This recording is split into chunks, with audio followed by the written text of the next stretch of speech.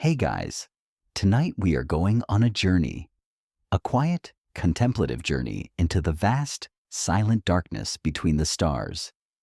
Imagine for a moment that you are floating there, just you and your thoughts untethered from everything you've ever known. The earth is a distant, shimmering marble. The sun, a brilliant point of light among a billion others. There is no up or down, no wind against your skin, and no sound to fill the endless void. A slight chill settles in, a reminder that the warmth of a planet is a luxury we often take for granted. To be honest, you'd probably not survive for more than a few minutes out here without a suit. But for the sake of our story, let's just pretend for a while. Let's let the silence wash over us. So before you get comfortable, take a moment to like the video and subscribe, but only if you genuinely enjoy what I do here. And as you settle in, maybe share in the comments where you are in the world right now and what time it is for you. A little connection across all the time zones, across all the quiet spaces. Now, close your eyes, take a deep breath, and let's drift out into the great cosmic ocean, the quiet dance of nothingness. It's a phrase that might seem like a contradiction. How can nothingness dance? How can a void, by its very definition, an absence of things, be a participant in anything at all? We think of a vacuum as empty, a clean slate, a blank canvas. But in the grand tapestry of the cosmos, the vacuum is anything but empty. It hums with a quiet, almost imperceptible energy. It is the stage upon which all of creation plays out, a silent witness to the formation of galaxies and the death of stars. For us, the experience of a vacuum is almost impossible to grasp. We live in a world defined by its fullness. Our lungs are filled with air, our ears with sound, our vision with the intricate details of light reflecting off solid objects. We are constantly in contact with something. But what happens when that something is gone? What happens when all the air is sucked away, all the sound silenced, all the external sensations stripped down to a bare, cold core? This is the state of things in the vast expanse of space. But even in this profound nothingness, there is a fundamental force at play, one that shapes everything we see and feel, from the way an apple falls from a tree to the intricate ballet of planets around a star. I am, of course, speaking of gravity. We experience it every single moment of our lives, yet we rarely give it much thought. It is so woven into the fabric of our existence that it feels as natural as breathing. But what is it really? Is it a force, like a push or a pull? Or is it something more subtle, more fundamental, something that redefines our very understanding of space and time? The ancient philosophers grappled with this question. They looked up at the moon and the stars and saw patterns, but they couldn't explain the invisible bonds that held them in place. They saw objects fall to the ground and simply called it a natural tendency. It was Isaac Newton who first gave us a formal language to describe this invisible hand. He looked at that famous falling apple, and he also looked at the moon in the night sky. He saw a connection, an elegant symmetry. His genius was in realizing that the same force pulling the apple down was also keeping the moon in its orbit around the Earth. This was a revolutionary idea. It united the earthly and the celestial under a single, universal law. Newton proposed that every single particle of matter in the universe attracts every other particle with a force that is proportional to the product of their masses and inversely proportional to the square of the distance between them. In essence, the more massive an object is, the stronger its gravitational pull.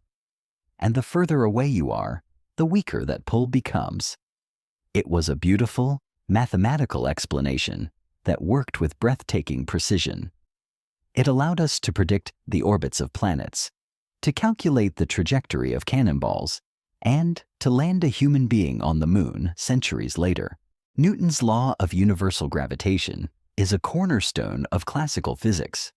It's a concept so ingrained in our minds that we often don't question it. We imagine gravity as a kind of invisible rope, a pull, a simple force. But even Newton himself was a little uneasy with the concept. He called it action at a distance, a phrase that hints at a certain mystery.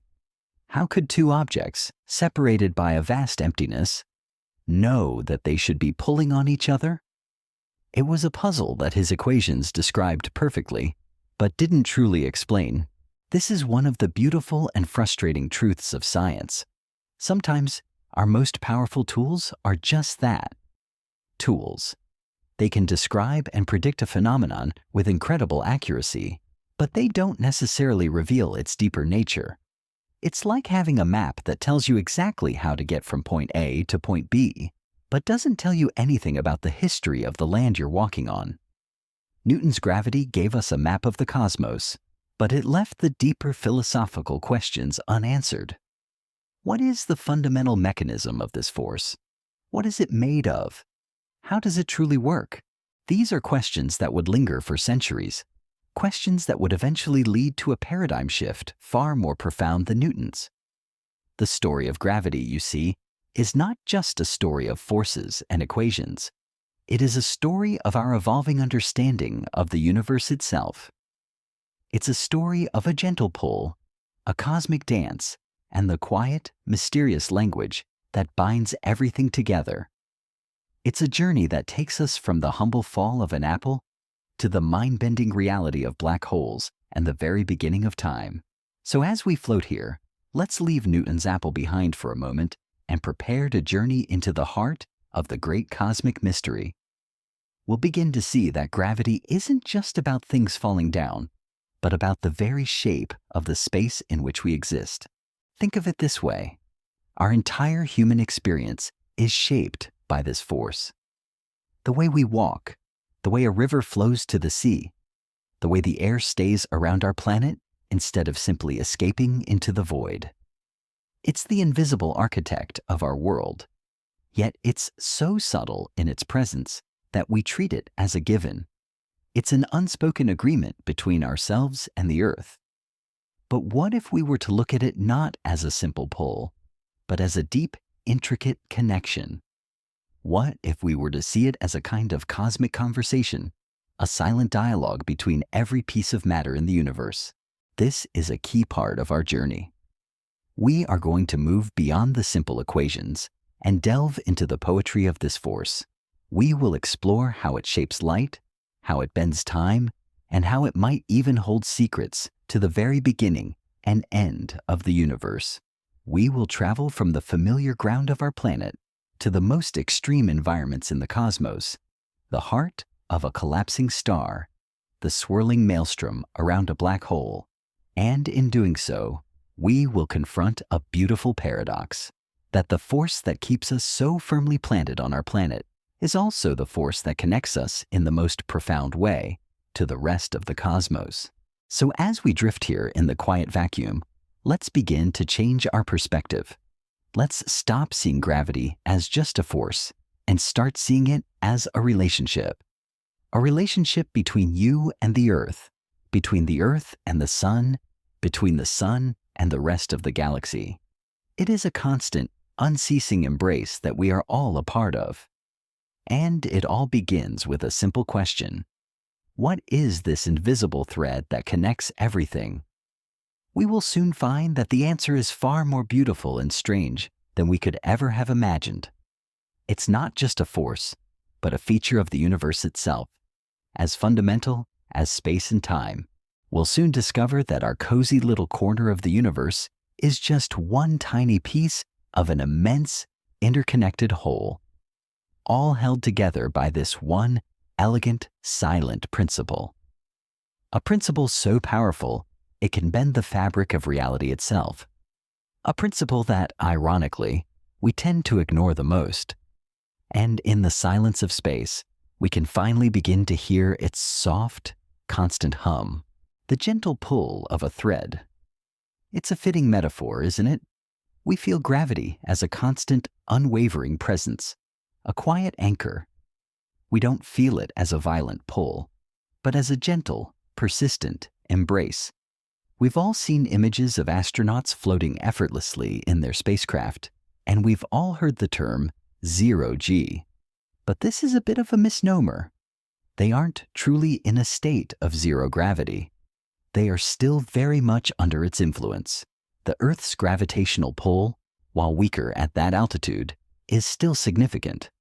The reason they float is that they are in a constant state of freefall. They are, in a sense, continuously falling around the Earth, caught in a graceful, endless dance. Think back to Newton and his apple.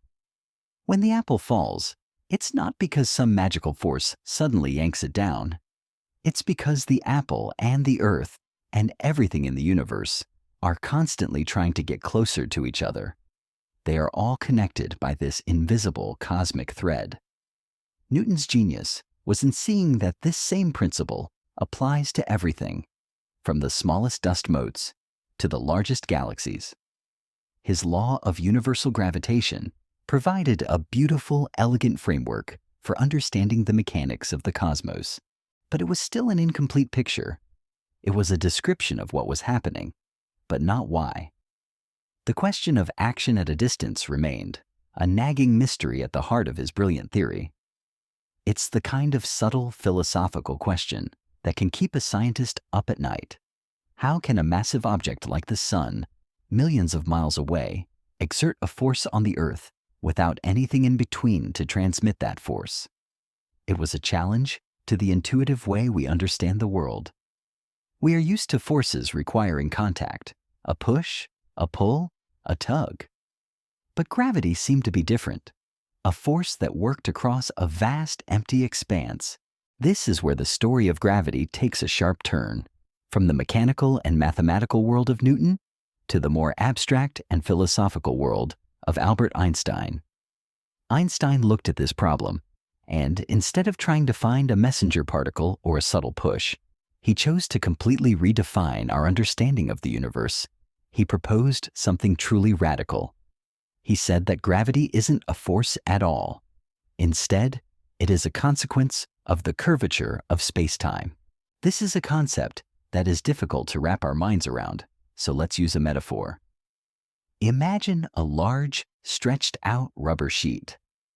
This sheet represents space-time. Now, place a heavy bowling ball in the center of the sheet. The ball doesn't just sit there. It creates a depression, a curve in the sheet. This is what a massive object, like a star or a planet, does to space-time. It warps it, bends it, and creates a kind of gentle slope. Now, if you were to roll a marble nearby, it wouldn't be pulled towards the bowling ball by some invisible force. Instead, it would simply follow the curve of the sheet, rolling naturally towards the center of the depression. This is Einstein's elegant and poetic solution. The Earth isn't being pulled by the sun. It is simply following a straight line through the curved landscape of space-time that the sun has created. The moon is doing the same around the Earth, and you and I are doing it as we walk across the surface of our planet. We are not being pulled down. We are following the path of least resistance through a landscape that is constantly being shaped and reshaped by the presence of matter and energy. This view of gravity as geometry, as a feature of the universe's very structure, is a cornerstone of Einstein's theory of general relativity. It is a stunningly beautiful idea, one that removes the need for action at a distance and replaces it with something much more profound. It tells us that space and time are not just a static background upon which events unfold. They are dynamic, flexible, and intricately linked to everything within them. It also leads us to some strange and wonderful conclusions. For instance, according to Einstein, gravity can bend light. We'll get into this more later, but the simple idea is that since light has to travel through space-time, and space-time is being warped by massive objects, the path of light itself will be bent. Imagine a ray of light from a distant star passing by a massive galaxy on its way to your telescope. The galaxy's gravity will bend the light's path, creating a kind of cosmic mirage. This phenomenon, called gravitational lensing, has been observed and confirmed countless times, providing powerful evidence for Einstein's theory. But even with this beautiful explanation, some mysteries remain. For example, why is gravity so much weaker than the other fundamental forces of nature, like electromagnetism or the strong and weak nuclear forces? If you take a simple refrigerator magnet and hold it over a paperclip, the magnet's electromagnetic force is strong enough to lift the paperclip against the gravitational pull of the entire Earth. This vast discrepancy is one of the great unsolved puzzles in physics. Is there something about gravity that makes it fundamentally different? Is it leaking into other dimensions that we cannot perceive? The truth is, we don't really know for sure. This is part of the humbling beauty of science. We have these incredible frameworks, these breathtaking theories that explain so much, but they always leave a small, quiet space for new questions. We have moved from the idea of a simple, invisible rope to a vision of a dynamic, curving tapestry of reality. But even this new vision has its own mysteries, its own silent questions waiting to be answered. The quiet dance of nothingness continues, and with it, our journey of discovery, the fabric of the cosmos. Let's return to our metaphor of the rubber sheet. It's a useful way to visualize a concept that is truly mind-bending. The idea that space and time are not separate entities, but are woven together into a single four-dimensional fabric, known as space-time. We tend to think of space as a static, empty stage, and time as a relentless ticking clock. But Einstein showed us they are inextricably linked. The fabric is not just a three-dimensional sheet. It is a four-dimensional tapestry, with time as the fourth dimension. Imagine for a moment a group of weavers working on a massive, intricate loom. One weaver is adding threads of width, another adds threads of length, a third adds threads of depth. But there's a fourth weaver, and their job is to add the thread of duration, the slow, steady progress of time. The final result is not a flat cloth, but a living, breathing reality, a complex weave where every point in space has a corresponding moment in time. Now, into this tapestry, place our celestial bodies. A star with its immense mass acts like a heavy weight, pressing down on the fabric of space-time. The fabric doesn't just bend, it warps. This warping is what we experience as gravity. It's not a pull from the star itself, but a consequence of the star's very presence, a topographical change in the universe's landscape. This shift in perspective is profound. It means that gravity isn't a force you can turn on or off. It's an inherent quality of the universe, a manifestation of geometry. It's the reason that the Earth orbits the Sun. The Earth isn't being tugged along by an invisible rope. It's simply following the straightest possible path it can, but that path is in a curved space. It's like a car on a winding road. The driver might think they're going in a straight line, but the road itself is curving, and they are simply following its bends. The Earth, in its orbit, is simply following the bend in space-time created by the Sun. This concept of gravity as curvature also explains some of the more bizarre phenomena we see in the cosmos. For instance, have you ever seen a picture from a deep-field telescope showing a strange, distorted arc of light behind a massive galaxy? This is a perfect example of Einstein's theory in action. That arc of light is actually a distant galaxy, but its light is being bent and magnified by the immense gravitational pull of the closer, massive galaxy in the foreground. This is known as gravitational lensing, and it's a powerful testament to the reality of space-time curvature. But here is where things get truly interesting. Space-time is not a passive fabric. It is dynamic, and it can be stretched and squeezed. According to Einstein's equations, a moving mass or a change in a mass distribution should create ripples in the fabric of space-time. These ripples would travel outward at the speed of light, carrying information about the cataclysmic event that created them. These are what we call gravitational waves, and for a long time, they were a purely theoretical concept. a mathematical curiosity. They were so faint, so subtle, that many scientists doubted we would ever be able to detect them. Imagine dropping a pebble into an immense, still lake.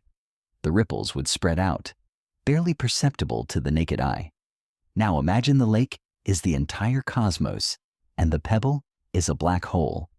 The ripples would be infinitesimally small by the time they reached us.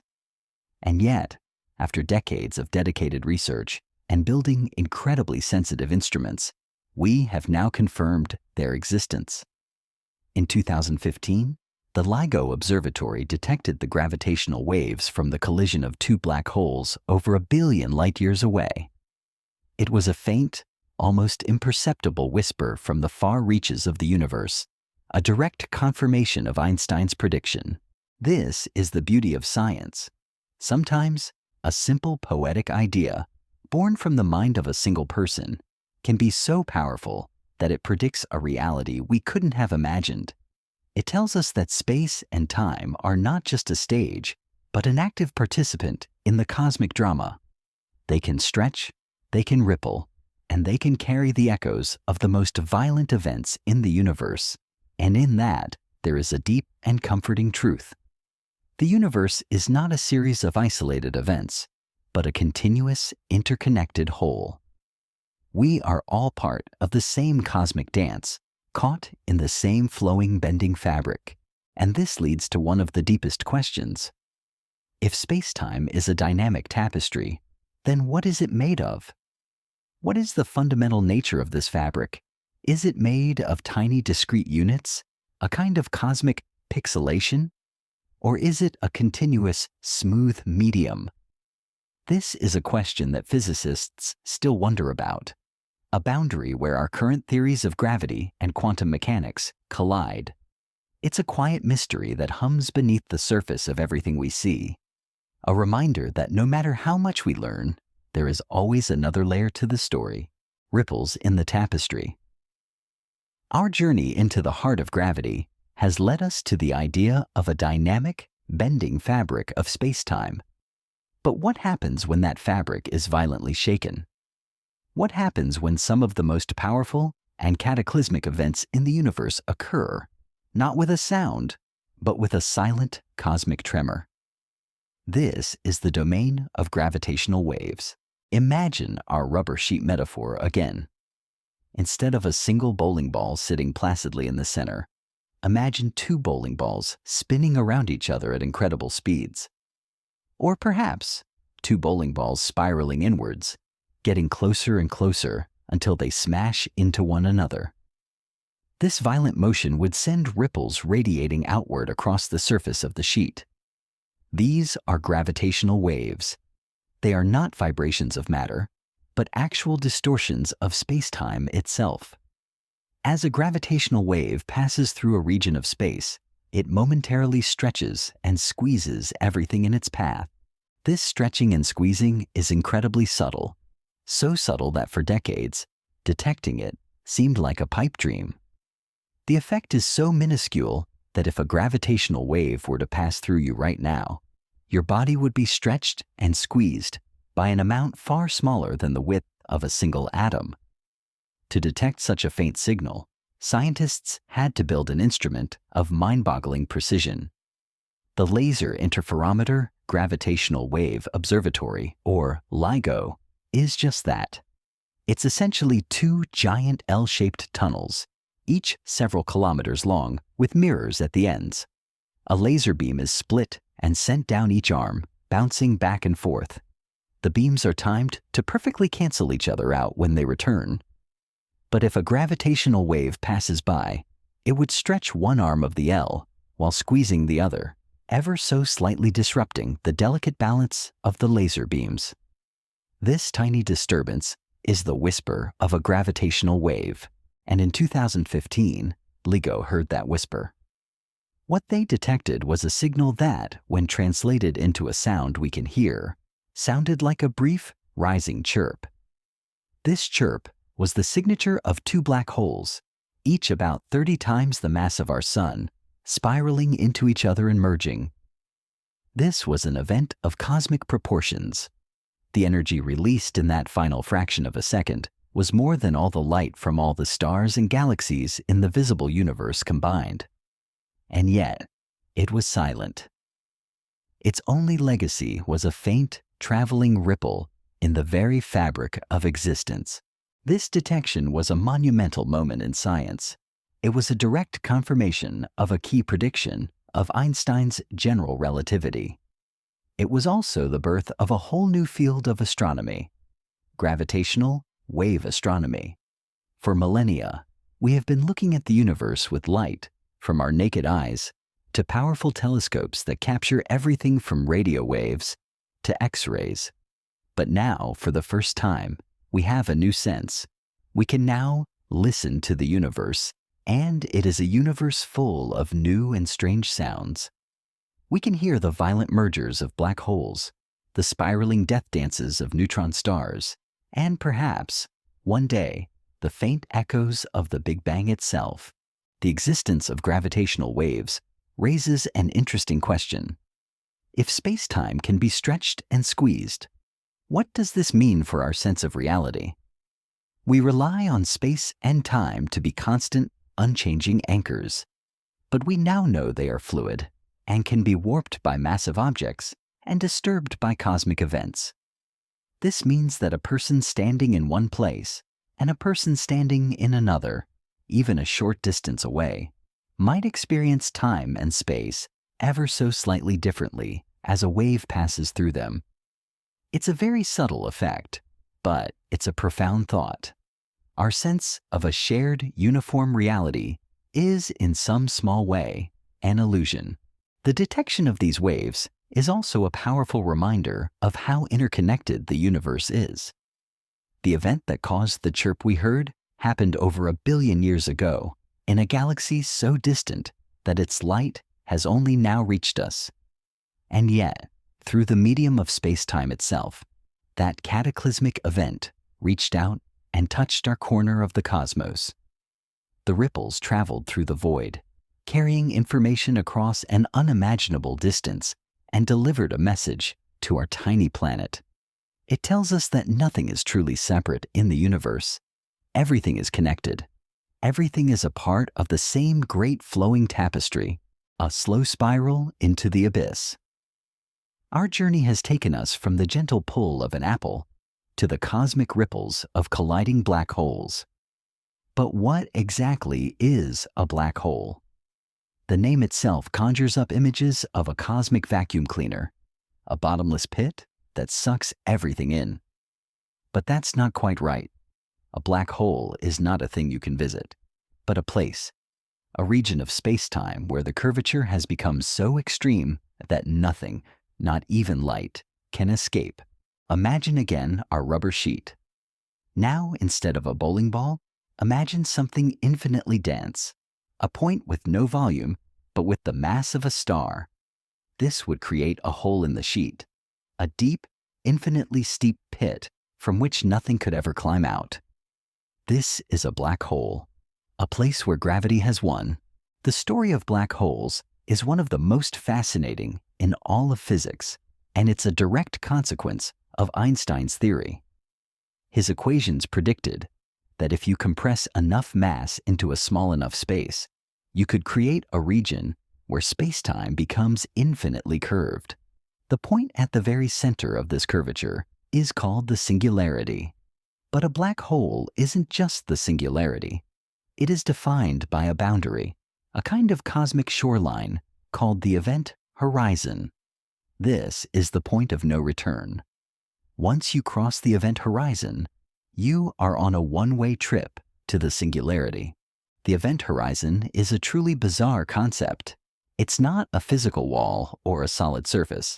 It's a horizon in the same way that the horizon you see at sea is not a real line you can reach. It's a point of perspective. But unlike the sea horizon, the event horizon of a black hole is a point of absolute finality. Anything that passes this threshold is lost forever to the outside universe. Even the light from a distant star, if it were to fall into a black hole, would simply vanish from our view. This raises a fascinating and rather unsettling thought experiment. What would happen if you were to fall into a black hole? From your perspective, you would simply be falling. You would cross the event horizon, and while you might not notice anything dramatic at that moment, you would begin to feel the immense tidal forces of gravity. These forces would be pulling on your feet more than your head, stretching you out like a piece of cosmic spaghetti. This horrifying process even has a whimsical name: spaghettification. But what would someone observing you from a safe distance see? This is where time dilation comes into play, a concept we will explore more deeply later. From their perspective, as you get closer to the event horizon, your movements would appear to slow down. The light from your body would be stretched to longer and longer wavelengths, a phenomenon known as gravitational redshift, until it became invisible. As you reached the event horizon, you would appear to freeze in time, a kind of cosmic photograph, forever suspended at the edge of the abyss. This is because time itself slows down as gravity becomes stronger. For you, the journey would be over in a moment. For your observer, you would be eternally poised on the brink. This is not science fiction. This is a direct consequence of Einstein's equations.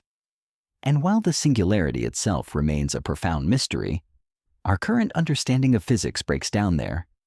The existence of black holes is no longer a matter of debate. We have observed them through the gravitational effects they have on the matter around them. We've seen stars orbiting an invisible point of immense mass, and we've even seen the light from distant galaxies being bent around them. Black holes are a testament to the extreme power of gravity, a reminder that the fabric of the cosmos can be warped to a degree that defies our imagination. And this raises an interesting philosophical question. If a black hole is a region of space-time from which nothing can escape, and if the universe is expanding, where does the matter go? Does it get compressed into a single point, or does it somehow find a way to a different part of the universe? The truth is, we don't really know. The inside of a black hole remains one of the greatest unsolved mysteries in all of science, a quiet testament to the limits of our current knowledge. It is a place where our understanding of gravity, and indeed of reality itself, begins to unravel, the echoes of the Big Bang. We have journeyed through the cosmic silence, explored the gentle curvature of space-time, and even peered into the abyss of black holes. Now, let's travel back in time, to a period before stars, before galaxies, before even the atoms that make up our bodies existed. Let's go back to the very beginning, to the Big Bang. The Big Bang Theory is our best scientific model for how the universe began.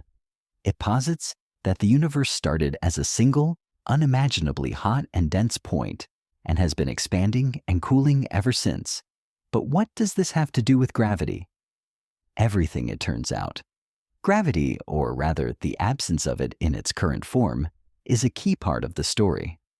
In the very first moments of the universe, all the fundamental forces, gravity, electromagnetism, and the strong and weak nuclear forces, are thought to have been unified into a single superforce. As the universe expanded and cooled, this superforce broke apart, and gravity emerged as the gentle shaping force we know today. But how do we know this? We can't simply look back in time. Or can we? Imagine you are standing in a vast empty auditorium, a concert hall that has been empty for millions of years. But as you listen very carefully, you hear a faint hum, a distant echo from a time long ago. This is what we call the cosmic microwave background, or CMB. It is a form of light, but it's not the bright visible light from stars and galaxies. It's the residual heat from the Big Bang itself, a faint afterglow that permeates the entire universe. It is, in essence, the universe's first light. For the first 380,000 years after the Big Bang, the universe was a superheated, opaque fog of plasma. Photons, particles of light, were constantly bouncing off of electrons unable to travel very far. It was like being in a dense, blinding cloud. But as the universe expanded and cooled, it reached a critical point where electrons and protons could combine to form the first neutral atoms. When this happened, the universe suddenly became transparent. The photons were now free to travel, and they have been traveling ever since, stretched and cooled by the expansion of space. Today, they reach us as microwaves, a whisper of a time before stars or galaxies, a faint echo of the universe's fiery birth. The existence and properties of the CMB are one of the strongest pieces of evidence for the Big Bang. It's a stunningly uniform blanket of radiation, a thermal echo that tells us the early universe was incredibly smooth and isotropic. But in that smoothness, there are also tiny, almost imperceptible temperature fluctuations. These small variations, just a few parts in 100,000, are a cosmic fingerprint. They are the seeds from which all the large-scale structures we see today, galaxies, galaxy clusters, and superclusters, grew. And what force was responsible for amplifying these tiny fluctuations into the immense structures we see today? Gravity. Over billions of years, gravity slowly and patiently pulled matter together in the slightly denser regions of space. It's a testament to gravity's persistent, gentle pull. It's the sculptor of the cosmos, taking the uniform, featureless clay of the early universe and shaping it into the intricate web of galaxies and clusters we see today. This raises a profound question. If the universe started in this incredibly smooth, uniform state, and gravity is a force that pulls things together, why isn't the universe a single, massive black hole? Why hasn't gravity won the cosmic battle? The truth is, we don't know for sure. This is one of the biggest mysteries in modern cosmology. There seems to be a delicate balance at play, a tug of war between gravity pulling everything together and something else pushing everything apart. We'll get to that mysterious force a little later in our journey. But for now, it's a reminder that even at the grandest scales, the universe is full of unresolved tensions, beautiful paradoxes, and unanswered questions. The loneliness of the twin paradox. We have been discussing gravity as a curvature of space-time, a beautiful, fluid tapestry that can be bent and rippled. But what does this mean for our most intimate experience of the universe, the passage of time? We think of time as a constant, a universal beat that everyone and everything marches to. But Einstein showed us that time is just as malleable as space, and that gravity has a profound effect on its flow. This is the heart of the twin paradox. Imagine a pair of twins. Let's call them Alice and Bob. Alice is an astronaut who embarks on a long journey to a distant star system. She travels at a speed close to the speed of light. Bob, meanwhile, stays at home on Earth. From Alice's perspective, her journey might take only a few years. She comes back expecting to find her brother a few years older, but she is in for a shock.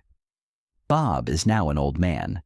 He has aged decades, while she has aged only a few. This is the famous twin paradox, a mind-bending consequence of special relativity. But how does gravity fit into this? The paradox, in its original form, is a result of relative motion. The twin who undergoes the acceleration and deceleration of the journey experiences time differently. But general relativity adds another layer to this. It says that the stronger the gravitational field you are in, the slower time will pass for you, relative to someone in a weaker field. This is known as gravitational time dilation. Think of it this way. Imagine two clocks. One is on the surface of the Earth, where gravity is relatively strong. The other is in a satellite high above the Earth, where gravity is a little weaker. According to Einstein's theory, the clock on the satellite will tick slightly faster than the clock on the Earth. It's a tiny, almost imperceptible difference, but it's real. And it's not just the clocks that are affected. It's the very flow of time itself. The atoms in your body, your thoughts, your experiences. Everything slows down in a strong gravitational field.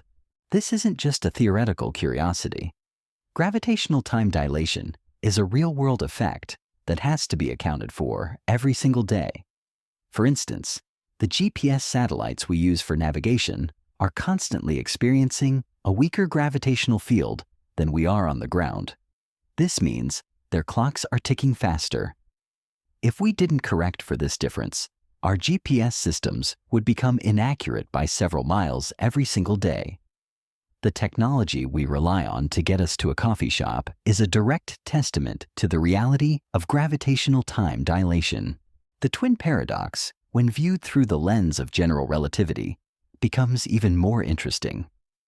If one twin were to spend time in a region of high gravity, say, orbiting a neutron star, their clock would tick significantly slower than their twins back on Earth. So, not only does speed affect the flow of time, but so does the presence of a massive object. The invisible thread of gravity is also a kind of cosmic brake, slowing down the passage of time itself.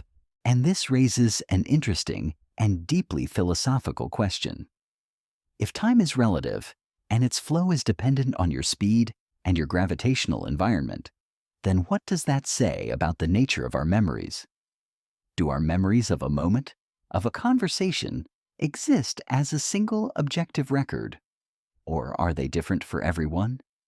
A physicist might say that your memory is simply a record of the state of your brain at a particular moment in time, and that the passage of time is simply the continuous unfolding of that state. But what does it mean when that unfolding happens at a different rate for different people?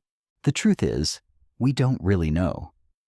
The intersection of physics and consciousness is one of the great unexplored frontiers. We have a beautiful, elegant theory that tells us how time works in the universe, but it doesn't tell us how we experience it, how we create a story out of a stream of moments. The twin paradox is a powerful reminder that our understanding of reality, while vastly expanded, still contains profound mysteries. It's a quiet riddle, humming in the background of a universe where the most fundamental things are not what they seem. A ghost in the machine. We've explored the elegant curvature of space-time and the strange, time-bending effects of gravity. But our journey would be incomplete without a visit to one of the biggest and most humbling mysteries in all of cosmology: dark matter. It's a ghost in the cosmic machine, an invisible substance that seems to hold the universe together, but which we have never seen or directly detected. Think about a merry-go-round. When it spins, the children on the outside have to hold on tighter to stay on. If they let go, they will fly off in a straight line. The faster the merry-go-round spins, the harder they have to hold on. Now imagine a spiral galaxy. It's a massive, rotating disk of stars, dust, and gas.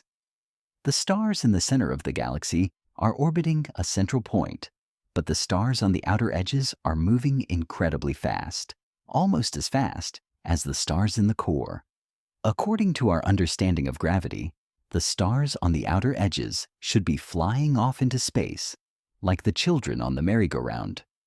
The visible matter in the galaxy simply doesn't have enough mass to hold everything together. This is a problem that has puzzled astronomers for decades. The galaxies, by all accounts, should be tearing themselves apart, but they aren't. They are held together by a gravitational pull far stronger than all the visible matter in them can account for. This led to a startling conclusion. There must be something else there, something we can't see, something that exerts a gravitational pull but does not interact with light. We have named this mysterious substance dark matter. Dark matter is a profound and unsettling idea. It suggests that everything we have ever seen, everything we have ever studied, the stars, the planets, the galaxies, and even our own bodies, is only a tiny fraction of what's really out there.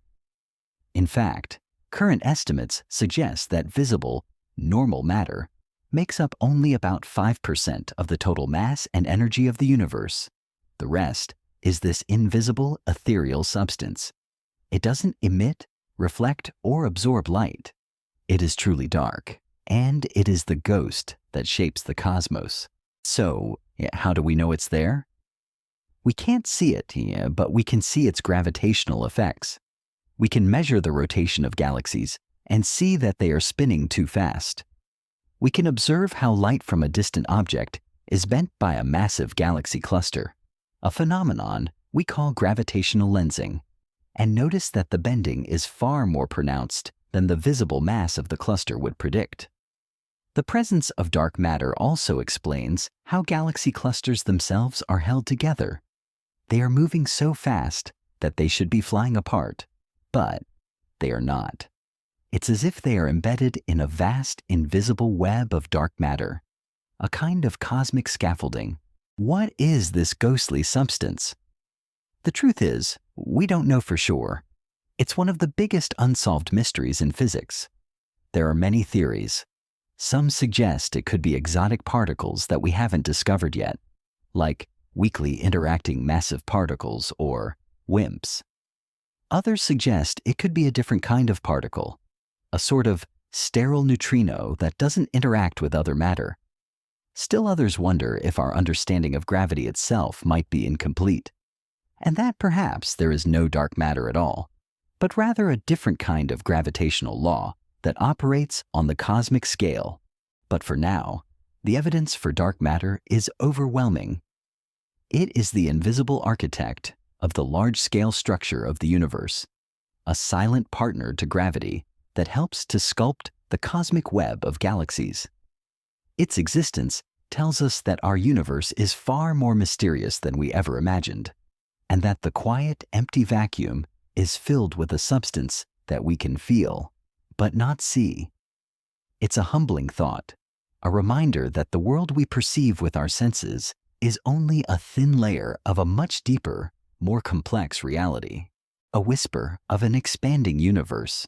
We have explored the gentle, unifying embrace of gravity, the phantom presence of dark matter, and the way they both shape the cosmos. But our story has a dramatic twist, a final character that seems to work against everything we have learned so far. This is the mystery of dark energy, a force that is not pulling things together, but pushing them apart. For a long time, scientists believed that the universe's expansion, set in motion by the Big Bang, would be slowly but surely slowing down. After all, gravity is a force that attracts. All the galaxies, all the stars, and all the dark matter in the universe should be pulling on each other, acting as a cosmic brake on the expansion. It was a beautiful, elegant theory. But when astronomers looked at distant supernovae, exploding stars that act as a kind of cosmic yardstick, they found something completely unexpected. The expansion of the universe was not slowing down. It was accelerating. This was a truly baffling discovery. It was as if you threw a ball into the air, and instead of slowing down and falling back to Earth, it began to speed up and fly away. This acceleration meant there must be some kind of energy, some kind of force, permeating the very fabric of space itself, pushing everything apart. We call this mysterious force dark energy. Dark energy is a profound puzzle. It's not a force like gravity, which emanates from matter. It seems to be a property of space itself. As the universe expands, more space is created, and with it, more dark energy. This creates a kind of runaway effect. The more the universe expands, the more dark energy there is to push it to expand even faster. The discovery of dark energy shattered our previous understanding of the cosmos. It tells us that the universe's fate is not to be a quiet, static expanse or a big crunch where gravity eventually pulls everything back together. Instead, it seems to be heading for a big freeze or a heat death, where the accelerating expansion will eventually stretch the universe so thin that stars will burn out, galaxies will drift too far apart to be seen, and the entire cosmos will become a cold, dark, and lonely void. It's a sobering and deeply melancholic thought. But what is dark energy? The truth is, we have no idea. We have a name for it, and we have a number for how much of the universe's energy density it makes up, about 68%. but we have no physical explanation for what it is. Some theories suggest it could be a manifestation of the quantum vacuum, a kind of zero-point energy that exists in empty space. Others propose that it is a new kind of field, a quintessence that permeates the cosmos. The mystery remains, a quiet, invisible presence that seems to dominate the fate of the universe. This raises an interesting question. If dark energy is pushing everything apart and dark matter is pulling everything together, what does that say about the final destination of our universe? It seems we are in a kind of cosmic tug-of-war, with two powerful but mysterious forces vying for control. The balance is so delicate, so precise, that a slight change in either one would have led to a completely different universe. If there had been a little more gravity, the universe might have collapsed back on itself before stars and galaxies could form. If there had been a little more dark energy, the universe might have expanded too fast for matter to clump together. The fine-tuning of these forces is one of the great mysteries of our existence. It's a powerful reminder that the universe, in its quiet, vast indifference, is also a place of exquisite balance. The very existence of gravity, the gentle sculptor, is a testament to this balance, and the presence of dark energy, its strange and accelerating counterpart, is a whisper that even in the most fundamental aspects of the cosmos, there is a mystery that we have yet to solve, the dance of celestial bodies. We have seen how gravity shapes the universe, from the gentle curve around a star to the violent collision of black holes. We have also seen its constant tension with dark energy. Now, let's bring our focus back to something more familiar, something we see every night, the intricate, mesmerizing dance of planets and moons. From our vantage point on Earth, we see the moon gliding across the night sky, its phases changing in a predictable rhythm. We know that the Earth and other planets orbit the sun in a graceful, endless ballet. For centuries, we viewed this as a consequence of Newton's action at a distance, a cosmic pull that kept everything in its place. But with Einstein's vision of gravity as a curvature of space-time, the picture becomes far more beautiful and elegant. Imagine again our four-dimensional tapestry. The sun, with its immense mass, creates a deep, wide depression in the fabric. The Earth, with its smaller mass, creates a much shallower depression. As the Earth moves through this curved landscape, it isn't being pulled towards the sun. It is, in a profound and continuous way, simply falling. It is following the path of least resistance, a straight line in curved space. It is a fall so constant, so perfect, that it never reaches its destination. It is an eternal state of falling around and around. This concept of continuous freefall is key to understanding orbital mechanics. When you see an astronaut floating in their spacecraft, it's not because they are zero G.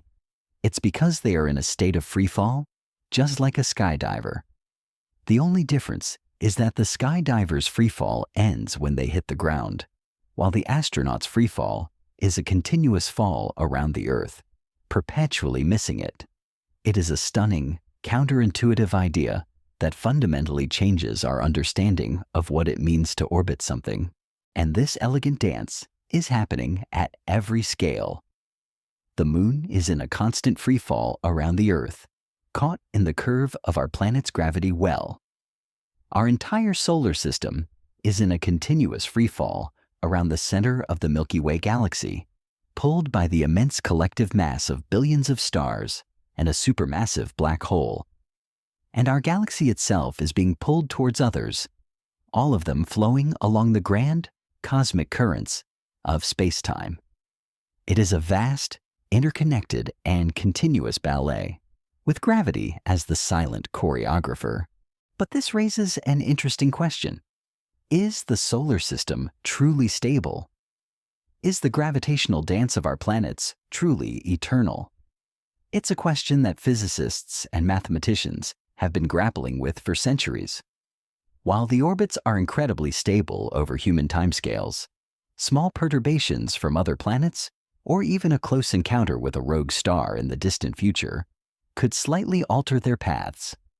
This is a classic example of a many-body problem in physics.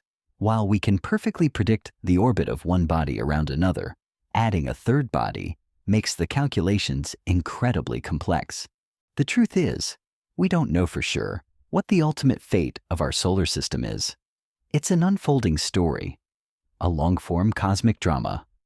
But what we do know is that for now, the planets and moons are locked in a beautiful, harmonious motion, a testament to the elegant and predictable nature of gravity. It is the invisible force that holds our home together, a silent, persistent embrace that allows us to have seasons, tides, and a predictable night sky, the cosmic lighthouse. Our journey has taken us through the familiar and the strange, from the serene dance of planets to the violent embrace of black holes. Now, let's venture to a place of incredible extremes, a place where gravity is so intense that it bends the very fabric of reality into a bizarre and beautiful form. We are talking about pulsars and neutron stars. Imagine a star much more massive than our sun, one that has reached the end of its life. When it runs out of fuel, its core can't support its own weight anymore, and it collapses inward in a spectacular explosion known as a supernova. If the leftover core has a mass between about 1.4 and 3 times that of our sun, the collapse doesn't stop. The gravity becomes so powerful that it crushes the very atoms themselves. The electrons and protons are squeezed together with such force that they merge to form neutrons. The result is a neutron star, an object so incredibly dense that a sugar cube-sized piece of it would weigh more than all of humanity. A neutron star is, in a very real sense, the densest thing in the universe that we can directly observe, and its gravity is immense. The gravitational pull on its surface is trillions of times stronger than Earth's. If you were to drop a teacup from a meter above the surface of a neutron star, it would hit the surface with the force of a nuclear bomb. This intense gravity also warps space-time so severely that light, as it leaves the surface, has its path bent in a way that allows us to see parts of the star's backside, an effect known as gravitational lensing. But what makes a neutron star a pulsar? Many of these incredibly dense stars spin at mind-boggling speeds, some rotating hundreds of times per second. And as they spin, they emit powerful beams of radiation from their magnetic poles, much like a lighthouse. If these beams happen to sweep across our line of sight, we see a pulse of radiation with every rotation. This is where the name pulsar comes from, a pulsing star. The rhythm of these pulses is incredibly precise, more accurate than some of the most stable clocks on Earth. Pulsars are a beautiful testament to the power of gravity and its ability to create objects of such extreme density and energy. Their existence confirms some of the most radical predictions of general relativity. They are, in a sense, cosmic laboratories where we can test our theories about gravity and matter under conditions that are impossible to replicate on Earth. This leads to a fascinating and profound question. What is the ultimate limit of gravity? We have seen a star collapse to form a neutron star. But what if the core of that supernova was even more massive? What if it was too heavy even for the neutrons to support it? Then, according to our theories, gravity would win completely, and the collapse would continue until the core became a black hole. But is there a point at which the laws of physics, as we know them, break down completely?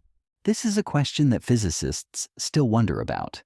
The singularity at the heart of a black hole, where space-time curvature becomes infinite, is a place where our current understanding of physics, particularly the combination of general relativity and quantum mechanics, fails. It's a quiet mystery at the very core of existence, a reminder that the story of gravity is far from complete. The strange, rhythmic pulses of a pulsar are a kind of cosmic beat, a silent rhythm that echoes a deep, unresolved truth about the limits of gravity, the illusion of light. we've explored the gravitational warping of space-time and its effects on celestial objects. But what about the ultimate traveler, light itself? It's a fundamental truth of physics that light travels in a straight line. But what if the path itself is not straight? This is the beautiful and strange reality of gravitational lensing. Imagine a distant galaxy, so far away that it appears as a faint, single point of light in our most powerful telescopes. Now imagine that a massive intervening galaxy cluster is positioned almost perfectly between that distant galaxy and us. The immense gravity of the galaxy cluster will warp space-time around it, acting like a cosmic magnifying glass. The light from the distant galaxy, traveling towards us, will follow the curved path of space-time around the cluster. From our perspective, the light will appear to be coming from a different location, and in some cases, we might even see multiple images of the same distant galaxy, stretched and distorted into arcs and rings. This phenomenon is called gravitational lensing, and it's not a theoretical curiosity. It's a tool we use to study the cosmos. When astronomers look at these distorted images, they can work backward to figure out the mass of the intervening galaxy cluster. And here's where things get interesting. The mass calculated from the bending of the light is always much, much greater than the mass of the visible stars and gas in the cluster. This is one of the most powerful pieces of evidence for the existence of dark matter, the invisible substance we discussed earlier. The gravitational lensing we observe is a direct result of the immense but unseen gravitational pull of dark matter. Gravitational lensing is a beautiful example of how gravity can create an illusion. We think we are seeing one thing, but we are actually seeing the ghostly image of a distant object, magnified and warped by the invisible hand of gravity. It's a reminder that what we see with our eyes is not always the full story. The universe is a place of beautiful and elaborate tricks of the light. One of the most remarkable examples of this is the Einstein cross, a perfect and rare alignment where a quasar's light is split into 4 distinct images by the gravitational lens of a foreground galaxy. It is a stunning visual confirmation of Einstein's theory, a kind of cosmic signature, a perfect piece of a puzzle. This raises a fascinating question. If gravity can bend light, and light is the messenger we use to see the universe, what does that say about the true location of everything we see? Is the star we see in the sky truly where it appears to be? On a grand scale, the answer is no. Light from distant objects is constantly being bent and distorted by all the massive objects in its path. Our view of the cosmos is, in a very real sense, a series of gravitational illusions. This is a beautiful and humbling thought. It reminds us that our perception of reality is filtered through a complex and dynamic medium. The vast empty space between us and a distant galaxy is not truly empty. It is a living, bending, and shaping medium, and the light that travels through it is a testament to the elegant dance of gravity. It shows us that even in the quiet of the night, what we see is not the simple, clear truth, but a beautiful and complex reflection of the universe's true nature, the butterfly's cosmic effect. Our journey has revealed a universe of elegant paradoxes and profound connections. We have seen how the gentle pull of gravity shapes galaxies and how the fabric of space-time itself can be warped. But what if we were to take a step back and consider the universe as a whole? This leads us to one of the most speculative and mind-bending ideas in all of cosmology: the multiverse. The concept of a multiverse suggests that our universe is not the only one. There might be an infinite number of other universes, each with its own set of physical laws, its own fundamental constants, and its own unique story. This idea is a bit like thinking of our universe as a single soap bubble in a cosmic foam of countless other bubbles. While it sounds like pure science fiction, it's an idea that arises from several different areas of theoretical physics, including string theory and eternal inflation. But how does this relate to gravity? It's all about the fine-tuning of our universe. As we discussed earlier, the balance between gravity and dark energy is incredibly precise. If the strength of gravity were even slightly different, a little stronger or a little weaker, the universe as we know it might not exist. If gravity were too strong, the universe would have collapsed back on itself into a big crunch before stars and galaxies could form. If it were too weak, matter would never have clumped together to form stars and planets, and the universe would be a cold, empty soup of scattered particles. The fact that our universe has a value for gravity that is so perfectly suited for the existence of life is a profound mystery. It's a bit like winning the lottery 1,000,000,000 times over. Some scientists believe that this fine-tuning problem is a strong piece of circumstantial evidence for the multiverse. If there are countless other universes out there, each with a different set of physical laws, it's not surprising that at least one of them, ours, would have the perfect conditions for life to arise. We are simply in the universe that won the lottery. This raises a fascinating and deeply philosophical question. Does gravity behave the same way in all these other universes? Could there be a universe where gravity is not a gentle curvature of space-time, but a repulsive force? Or a universe where gravity is much stronger, leading to a cosmos of superdense, short-lived stars? The truth is, we have no way of knowing. We cannot see, measure, or interact with these other universes, so this remains in the realm of theory and speculation. But the idea of a multiverse has a powerful effect on our understanding of our own existence. It suggests that our universe is not unique or special in the grand scheme of things, but just one possibility among an infinite number of others. It's a humbling thought, but it's also a deeply comforting one. It tells us that the universe is not just a single isolated story, but a grand interconnected tapestry of possibilities.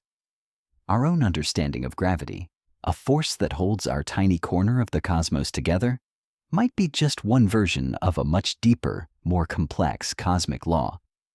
It's a silent whisper, a cosmic what if, that reminds us of the endless mystery and possibility that lie just beyond our reach, the gentle hum of the void. We have traveled far from the gentle pull of an apple to the vast, incomprehensible silence of a multiverse. We began our journey by imagining ourselves floating in a vacuum, a place of profound stillness and absence. But now, after all we have learned, we know that this void is not truly empty. It is a stage of dynamic activity, a canvas for the most fundamental forces of the universe. The silence of space is not a lack of sound. It is a lack of a medium for sound to travel. But if we could hear the universe in other ways, what would we hear? We would hear the thunderous roar of colliding black holes, the subtle, rhythmic pulse of a distant pulsar, and the low, constant hum of the cosmic microwave background. The void, it turns out, is a symphony, and our sense of nothingness is just a limitation of our own perception. This brings us back to the core of our journey, gravity. We started by thinking of it as a simple pull, a force that keeps us on the ground. But we have come to see it as something far more profound.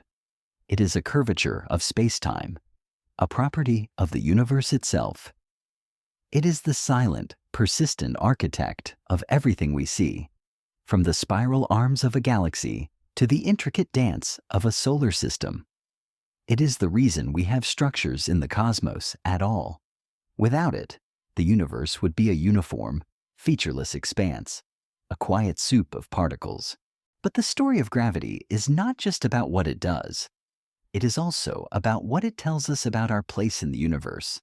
The fact that space-time can be stretched, squeezed, and warped by the presence of a star or a planet tells us that we are not separate from the cosmos. We are, in fact, an integral part of its fabric. Our own mass, however small, is creating a tiny, almost imperceptible curve in the space-time around us. We are all, in a very real sense, participants in the great cosmic dance. This raises a beautiful and deeply personal question. If we, with our tiny mass, are shaping the fabric of space-time, what does that say about the connection between our inner world and the outer world? Does our consciousness, with its thoughts and feelings, have a subtle effect on the universe around us? This is, of course, a philosophical question, not a scientific one. The truth is, we don't know for sure. But the journey we have taken tells us that the universe is far more mysterious and interconnected than we ever imagined. The gentle hum of the void is a reminder of this. It's the sound of a universe that is alive, a universe that is constantly in motion, a universe that is both a stage and an actor in its own story. It's the sound of gravity, of the unseen, and of the profound mystery that lies just beneath the surface of everything we perceive. It is the sound of our place in the cosmos, a quiet, continuous vibration that we have been listening to all along without even realizing it, a final embrace of emptiness. We have reached the end of our journey. We began by floating in a vacuum, a place we thought of as empty, a blank page. But we now know it is a place of profound and beautiful complexity. We have learned that the invisible thread of gravity is not a simple pull, but a manifestation of the universe's geometry, a curvature in the very fabric of space-time. We have seen how this curvature shapes everything, from the elegant dance of planets to the terrifying abyss of a black hole. We have listened to the echoes of the Big Bang and peered into the ghostly presence of dark matter. Our journey has been a story of redefinition. We moved beyond Newton's simple pull and embraced Einstein's vision of gravity as a beautiful, flowing tapestry. We discovered that time is not a constant, but a fluid river, its flow affected by speed and by gravity. We learned that the universe is not just a collection of separate objects, but a single, interconnected whole, where the collision of two distant black holes can send a whisper across a billion years of emptiness. What have we truly learned? We have learned that the universe is far more mysterious and beautiful than we could ever have imagined. We have learned that the silence of the void is not empty, but is a symphony of forces, a gentle hum that we can hear if we only listen closely enough. We have learned that our sense of reality is a beautiful illusion, a surface layer that hides a deeper, more complex truth. And in this knowledge, there is a profound sense of peace. We began our journey in a state of untethered curiosity, but we can end it feeling deeply connected. We are not just passengers in a cosmic journey. We are a part of the tapestry itself. Our mass, our very existence, is a subtle curve in the universe's fabric, a unique point in its grand unfolding story.